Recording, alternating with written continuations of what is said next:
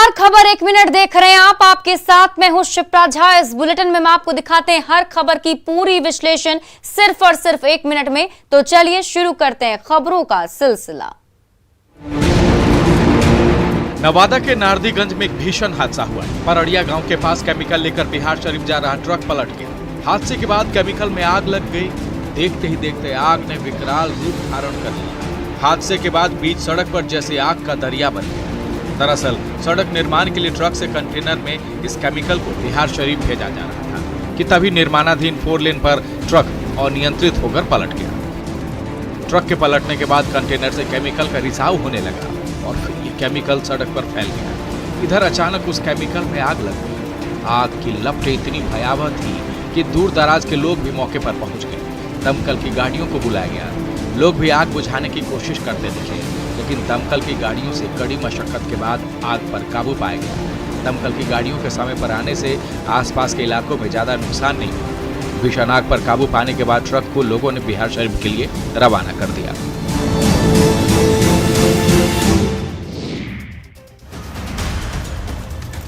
नवादा में अवैध शराब निर्माण के खिलाफ उत्पाद विभाग की कार्रवाई लगातार जारी है। एक बार फिर से उत्पाद विभाग की टीम ने अवैध शराब के ठिकानों पर छापा मारा और शराब निर्माण से जुड़े ठिकानों को ध्वस्त किया है। ड्रोन की मदद से रजौली के मरमो और जमुंदाहा जंगल में छापेमारी की गई, जहां से करीब 1800 किलो जावा महुआ घोल जमीन से निकालने के दौरान नष्ट किया गया और करीब 80 लीटर महुआ चुलाई शराब को बरामद किया गया। जब्त शराब को उत्पाद विभाग की टीम ने मौके पर ही जला दिया। छापेमारी की सूचना मिलते ही कारोबारी मौके का फायदा उठाकर वहां से फरार हो गए। कारोबारी अक्सर जंगल का फायदा उठाकर निकल जाते हैं, जिस कारण उनकी गिरफ्तारी नहीं हो पाती। हालांकि इन इलाकों में विभाग की तरफ से अक्सर कार्रवाई की जाती है, मगर इलाका जंगली होने की वजह से कारोबारी ठिकाने बदल बदल कर अवैध शराब के निर्माण में जुट जाते हैं। फिलहाल अज्ञात के ऊपर प्राथमिकी दर्ज कर कार्रवाई की जा रही है।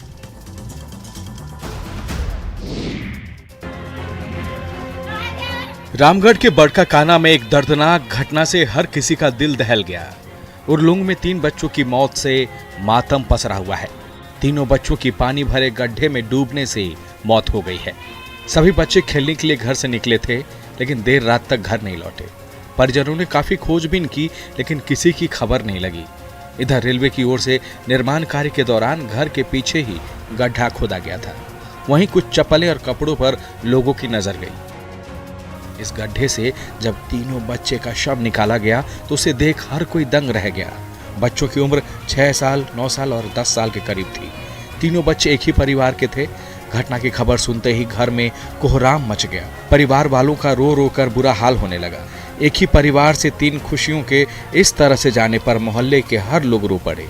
दुखद घटना से सांत्वना देने की हिम्मत भी कोई नहीं जुटा पा रहा था।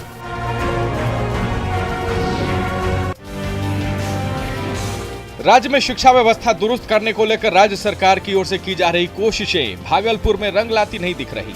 भागलपुर शहर में ही शिक्षा व्यवस्था में माकूल सुधार होता नहीं दिखाई दे रहा।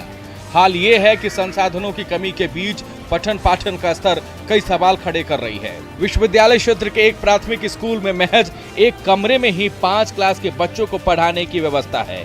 जिला प्रशासन के नाक के नीचे इस विद्यालय की बदहाली सिस्टम को आईना दिखाने के लिए काफी है। एक ही कमरे में 5-5 कक्षाओं को बैठाकर कैसे पढ़ाए जाते होंगे? इस तरह की पढ़ाई में बच्चे क्या सीख सकते हैं? यह सवाल जिम्मेदार अफसरों को सोचने के लिए मजबूर कर सकता है। विद्यालय की ये बदहाली शिक्षा व्यवस्था से जुड़ी है। स्कूल में मूलभूत सुविधाएं कैसी होगी, इसका अंदाजा लगाना मुश्किल नहीं। स्कूल के प्रिंसिपल का कहना है कि कई बार शिक्षा विभाग को भवन के लिए लिखा गया, लेकिन किसी भी तरह की पहल नहीं की गई।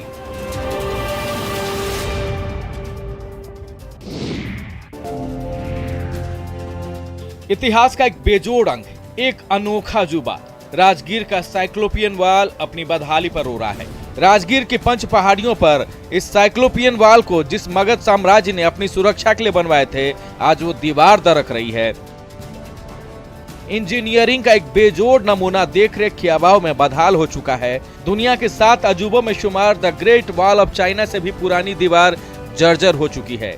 साइक्लोपियन वॉल में लगाए गए पत्थर कई जगहों से निकल गए हैं। साइक्लोपियन वॉल पर सैलानियों का चलना भी मुश्किल हो चुका है। पर्यटकों को साइक्लोपियन वॉल की कहानी बताने वाला एक शख्स तक यहाँ मौजूद नहीं। साइक्लोपियन वाल का अधिकांश हिस्सा बर्बाद हो चुका है। इसका अवशेष खंडहर का रूप ले चुका है। लोग अब साइक्लोपियन वाल के जीर्णोद्धार की मांग कर रहे हैं। हालांकि मुख्यमंत्री नीतीश कुमार साइक्लोपियन वाल को विश्व धरोहर में शामिल कराने के लिए प्रयासरत है।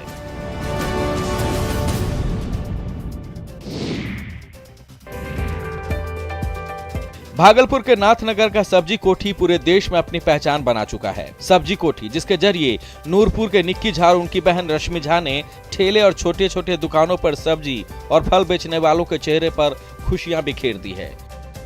सब्जी कोठी, जिसमें 10 से 15 किलो तक की सब्जी या फलों को 1 महीने तक सुरक्षित रखा जा सकता है। इस दौरान सब्जी कोठी स्टोरेज में फल सब्जियों की बर्बादी नहीं होती। इसे सोलर या बिजली से संचालित किया जा सकता है। ये एक नॉन केमिकल यूनिट है जिसमें किसी भी तरह के केमिकल यूज नहीं किए गए हैं। सब्जी कोठी बनाकर युवा वैज्ञानिक निक्की झा और उनकी बहन रश्मि झा ने फल सब्जी विक्रेताओं के साथ साथ उन किसानों की भी दिक्कतों को दूर कर दिया है जिन्हें कच्ची उपज को लंबे समय तक स्टोर करने की दिक्कतें होती थी। दोनों भाई बहन ने मिलकर न सिर्फ सब्जी कोठी बनाया है बल्कि आसपास के कई लोगों को रोजगार भी दिया है। सब्जी कोठी के इस आविष्कार को 2021 में यूथ अवार्ड भी मिल चुका है।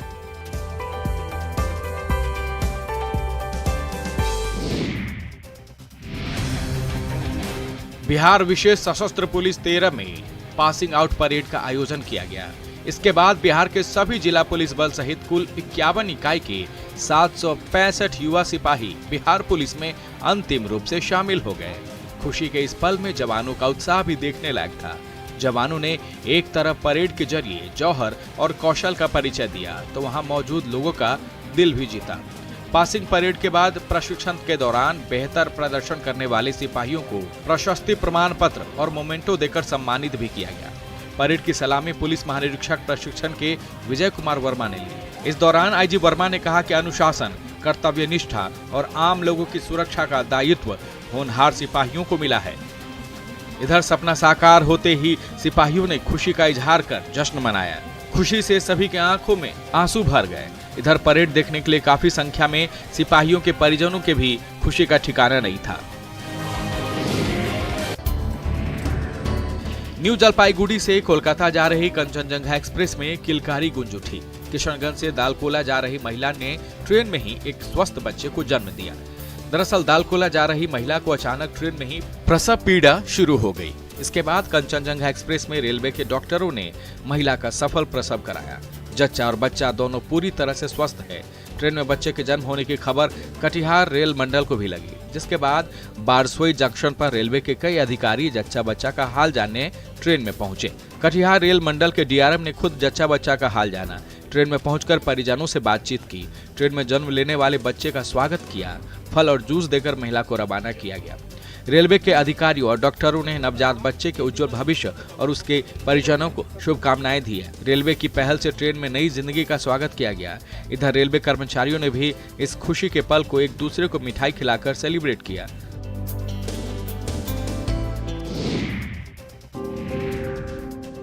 कहते हैं इतिहास अपनी खासियत को सिर्फ बताता ही नहीं बल्कि इशारों में गुजर चुकी कहानी को भी बताने की कोशिश करता है। रांची शहर के बीचों बीच मधुकम बस्ती में भी करोड़ों साल पुराने चट्टानों और पत्थरों पर एक ऐसी ही अबुझ पहेली छिपी है। जानकारी मिलने पर न्यूज़ 18 की टीम जब ऐतिहासिक चट्टानों के करीब पहुंची तो स्थानीय लोगों ने बताया कि करीब 200 की संख्या में बिखरे इन चट्टानों में 3-4 ऐसे थे जिन पर खुदे हुए कुछ अक्षर लिखे थे। लेकिन बस्ती के बीचों बीच 6 महीने पहले बनी पीसीसी सड़क में वे ऐतिहासिक चट्टानें जमींदोज हो गई। इन चट्टानों और पत्थरों की जानकारी लेने हम राज्य के जाने माने पर्यावरणविद नीतीश प्रियदर्शी के पास पहुंचे तो उन्होंने बताया कि करीब 2 साल पहले उन्होंने उन चट्टानों पर लिखे अक्षरों की तस्वीर खींची थी, लेकिन उसे सहेजने में सरकार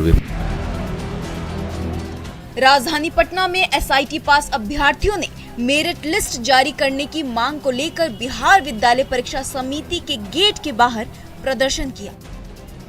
प्रदर्शनकारी सरकार से 2019 में आयोजित एसआईटी परीक्षा की मेरिट लिस्ट को फिर से जारी करने की मांग कर रहे थे।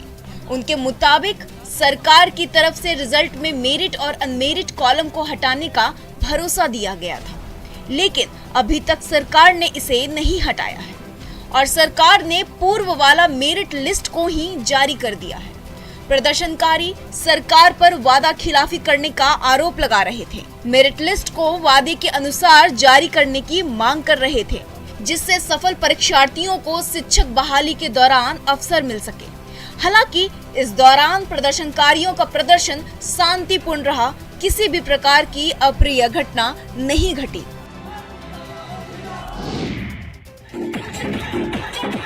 बिहार में फायरिंग की घटनाएं रुकने का नाम नहीं ले रही है। पुलिस की तरफ से कड़ी कार्रवाई के बाद भी लोग फायरिंग करने से बाज नहीं आ रहे। सोशल मीडिया पर समारोह में फायरिंग का वीडियो वायरल हो रहा है।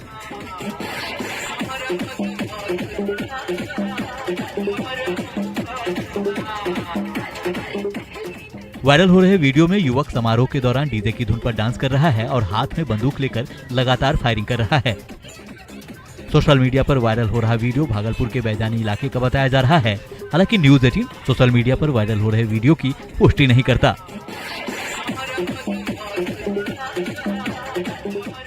लेकिन पुलिस ने वायरल हो रहे वीडियो में फायरिंग करने वाले शख्स की अब तक न तो कार्रवाई की है और न ही उसे गिरफ्तार किया है। पुलिस की ओर से युवक के खिलाफ कार्रवाई नहीं करने को लेकर स्थानीय लोग पुलिस पर सवालिया निशान खड़े कर रहे हैं और मामले की जांच कर कार्रवाई की मांग कर रहे हैं।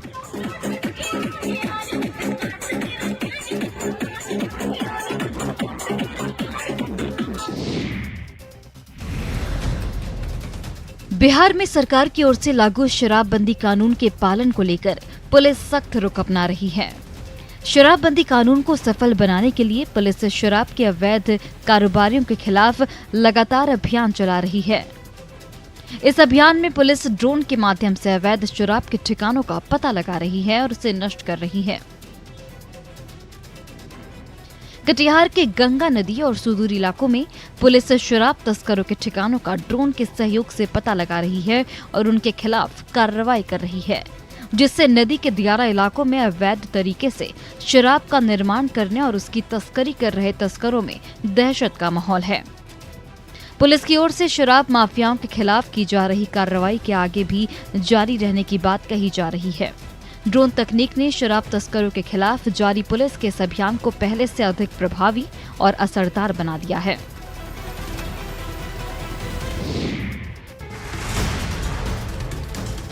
सहरसा में उत्पाद विभाग ने शराब माफियाओं के खिलाफ अपने अभियान को तेज कर दिया है।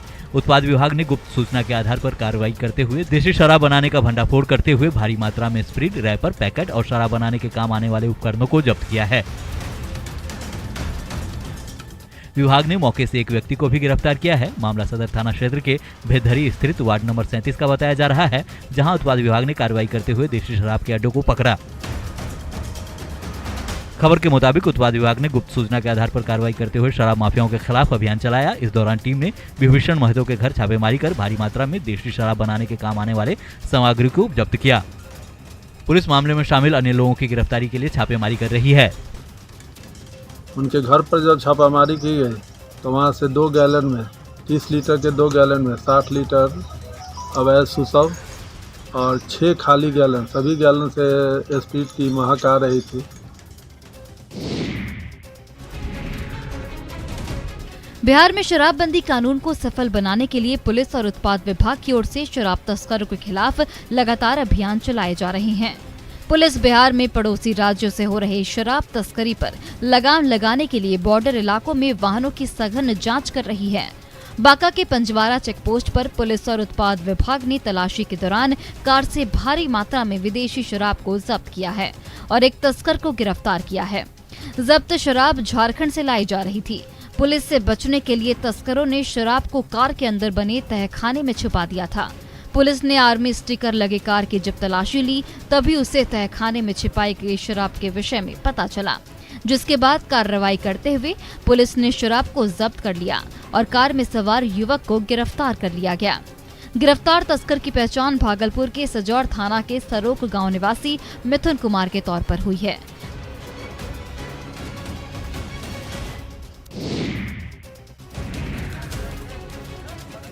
मधुबनी में अपराधियों के खौफ से लोग दहशत में जीने को मजबूर हैं। पुलिस से बेखौफ अपराधी लूटपाट की घटनाओं को लगातार अंजाम दे रहे हैं, जिसके कारण आपराधिक घटनाओं में वृद्धि हुई है। पिठवा टोली में बाइक सवार अपराधियों ने बुजुर्ग से रुपए छीनने की कोशिश की, लेकिन बुजुर्ग ने इसका विरोध किया और शोर मचाने लगा, जिसके बाद मौके पर पहुंचे ग्रामीणों ने एक बदमाश को मौके से पकड़ लिया, लेकिन एक बदमाश मौके से फरार हो गया। पकड़े गए अपराधी के पास से देसी पिस्टल और जिंदा कारतूस बरामद हुआ है। ग्रामीणों ने पकड़े गए बदमाश को पुलिस के हवाले कर दिया। पुलिस पकड़े गए अपराधी से पूछताछ कर रही है और मामले की जांच में जुट गई है।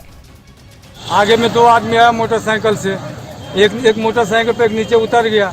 उतरने के बाद बोलता है झोला लाओ। तो हम बोला झोला किस बात के लिए दे? तो मोटरसाइकिल वाला बोलता है कि हम फायरिंग कर देंगे। आगे में निकाल के ऐसे दिखा दिया हमको और मोटरसाइकिल वाला घुमा के भागने लगा। उसको काला पकड़ के हम नीचे घिसे। छपरा में स्वास्थ्य विभाग बारूद के ढेर पर खड़ा है।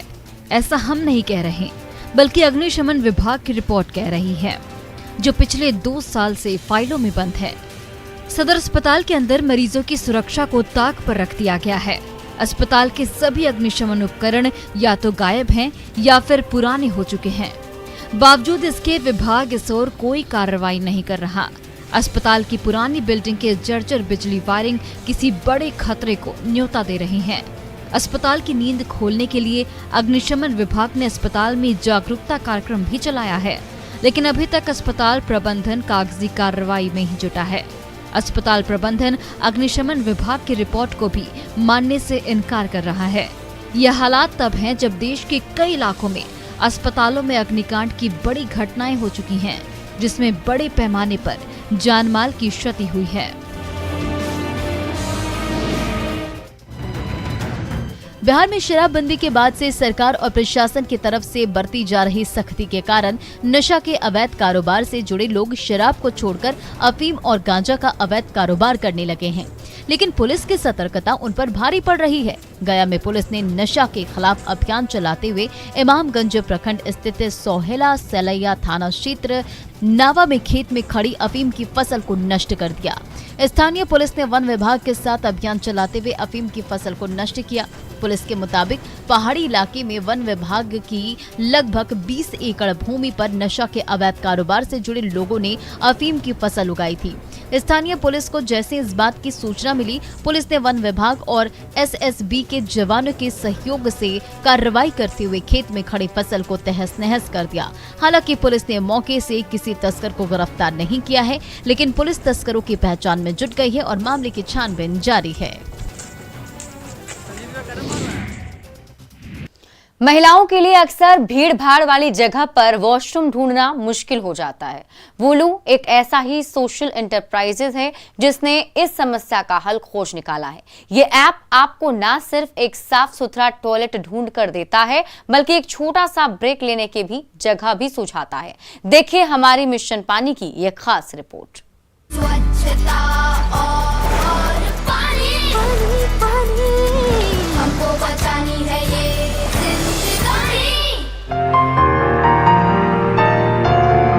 Finding a washroom for an urban woman is extremely difficult thing whenever they are out for work or leisure. Wulu is exactly solves this problem. Wulu is a loo discovery platform that aggregates washroom in commercial establishment like restaurants, cafes, stores or any shop for that matter. Wulu certifies them for safety and hygiene with its technology and IoT devices, and then Wulu upload them on their app with geotagging using Google Map. And whenever a lady she downloads the app and open the app, she can easily locate a washroom nearest to her and get navigated to it. This is one part of it. After using the washroom, we have used a lot of reward point mechanism for a lady to gain a lot of reward points and use those and redeem those points on Wulu's e-commerce store, and that's the circularity of Wulu project. Powder room is a combination of washrooms. It has got a cafe and it's got a store in it, which is a women-centric product. So far, Wulu has 15,000 plus users, and each user have used the facility every month around 8 to 10 times, and that's just the beginning. Wulu have 1,200 certified washrooms, WA certified washrooms in Mumbai, and we have begun our powder room journey from here. Going forward, Wulu will have 2,000 plus Wulu powder rooms and 500,000 certified washrooms across 200 cities of India. Wulu has revolutionized the way modern sanitation and hygiene access in India is concerned, and we will just say go bindas Wulu hai na. स्वच्छता और पानी हमको बचानी है ये जिंदगानी। एक genius की पहचान छोटी सी उम्र से ही हो जाती है। बायजूस यंग सीजन 2 में हम ऐसे कई अद्भुत बच्चों से मिले जिन्होंने छोटी उम्र में ही बड़े बड़े कारनामे कर दिखाए हैं। इस हफ्ते हम मिलेंगे विनीशा उमाशंकर और अधिराज चौधरी से, तो आइए देखते हैं उसकी कुछ झलकियां। The world turns to our sun to power our future. I'm Vinisha Umashankar. I'm 15 years old. I'm the innovator of the solar ironing cart. When I came up with the solar ironing cart, I was barely 12 years old. And the idea came to me when I saw an ironing vendor using charcoal. This happens every day, but I thought it was an overlooked problem. I figured out that charcoal causes so many environmental problems. All of this seemed wrong to me. I did 6 to 7 months of continuous research about the problem, and then after 1 year, I came up with the solar ironing cart. I'd like to curb our energy crisis and make the world a better place to live in for our future generations. मेरा नाम है अधिराज चौधरी और मुझे सितार बजाना बहुत पसंद है। सितार मेरी लाइफ में आया जब मैं 6 साल का था। मैं अपने घर का 3rd जनरेशन सितार प्लेयर हूँ। हम जयपुर सैनिया घराने से है, जिसका चलन मसीद सेन जी ने करा। हमारे घराने का जो सितार होता है वो 17 फ्रेट का होता है। अधिराज अपने एज के हिसाब से काफ़ी अच्छा बजाता है, जैसे लगता है कोई एक्सपीरियंस कोई सितारिस्ट ऐसा अपना परफॉर्म कर रहा है। अभी जैसे अधिराज के फादर भी नहीं रहे, उनके ग्रैंडफादर भी नहीं रहे, तो अधिराज ने अपने अंदर ठान लिया है कि उसका जो ये लेगेसी है, 17 फ्रेटेड सितार का जो ट्रेडिशन है हमारा, उसे वो आगे ले जाना चाहता है। जैसे कि मेरे दादाजी ने किया और मेरे पिताजी ने किया, और मुझे वर्ल्ड लेवल पर भी सितार बजाना है।